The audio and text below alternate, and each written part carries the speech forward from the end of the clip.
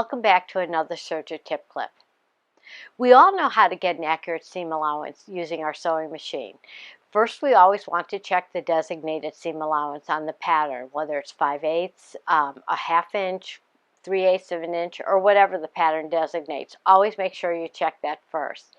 But sometimes people have trouble figuring out how to position their fabric when they're using their serger, whether they're doing a 4-thread or a 3-thread stitch. So let's go to the machine and I'm going to show you how easy the steps are.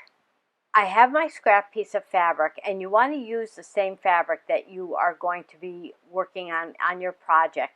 I've drawn that I'm doing a half inch, or written that I'm doing a half inch seam allowance on that, and I've drawn the line a half inch from the raw edge of the fabric.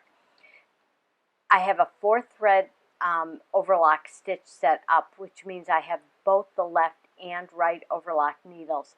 But if I were doing a 3-thread wide with just the left needle, that is the needle that is going to form the seam. So all I have to do is make sure that my stitching line is aligned with that left overlock needle indicator ridge. So, and if I am set up with that and I keep it aligned with it, then I'm going to start watching where my knife is trimming and watch how much it's trimming off.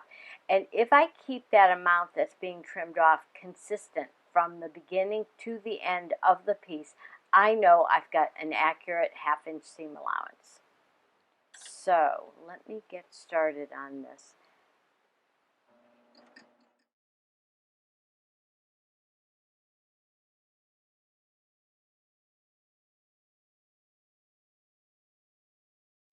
Okay, so you can see that my stitching is aligned with the drawn line, and the amount I trimmed off is consistent from beginning to end.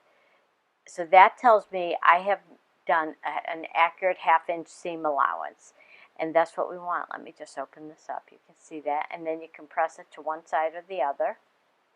And now let me show you how to do that with just the right needle in. Now I'm set up for a 3-thread narrow stitch, and I just have my right needle in, and I actually narrowed down the width. I brought in my knife to the left just a little bit, and I brought the stitch finger in a little bit too to narrow it down. But because I don't have the left needle in, now I'm aligning my indicated seam allowance with the right indicator ridge.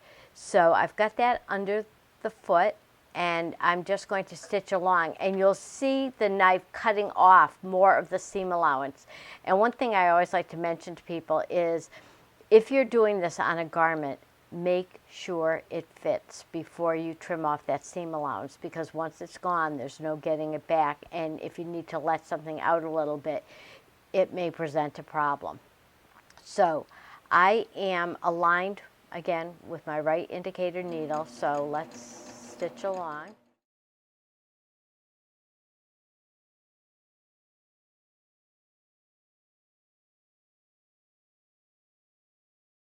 I'm right on the money with my seam allowance. And just because I've cut off a little more doesn't matter at all, as long as I know I'm on that designated seam width. And you can see the same amount of fabric was cut off.